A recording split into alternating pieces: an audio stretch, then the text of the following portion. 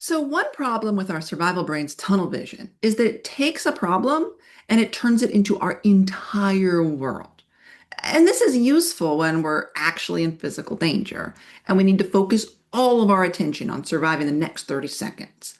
But for social situations, it's really counterproductive because one bully being awful for 5 minutes a day grows in our awareness until it feels like the whole world hates us. And in addition to this being stressful and miserable, it also puts us at risk of another trick that our brain has up its sleeve.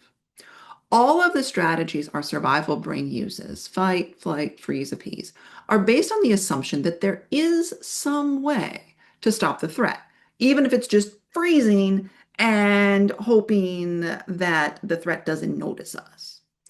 But if a threat feels too big and too overwhelming, our nervous system's last line of defense is actually to collapse, to pull all energy and awareness inward in extreme circumstances to actually faint or go unconscious in hopes that being killed won't be too painful.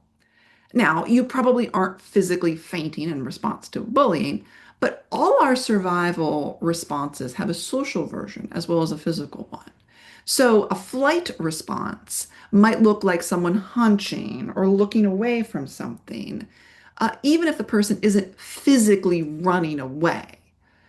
Similarly, having to argue someone into submission and I must win this argument, that is a fight response, even if no one is actually getting hit. And a collapse response might look like not being able to face your day, lack of interest in anything, hopelessness, being unable to think. All of those can be signs that a problem just feels too big. So, one of the most important things you can do is make sure to cut your problems down to size so that they are a thing, not everything. And we do this by expanding our awareness beyond our survival brain's hyper-focused tunnel vision and becoming aware not just of where there is a problem, but also where there isn't. So, what you want to do, and it might be helpful to have someone walk you through this, is to sit down and make a list, write it on paper, of every place you are during the day and whether there is bullying happening there or whether it's a haven where you don't have to deal with it. And I do mean every place. When you wake up in the morning, is your bedroom a haven? How about breakfast with your family? On the way to school? Entering the building? First period class?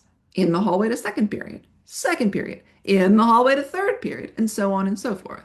In the bathroom, which bathrooms? Leaving the school, extracurriculars, waiting for the bus, on the bus, hanging out with your friends, all of it in as much detail as you can. And what you're looking for are two things.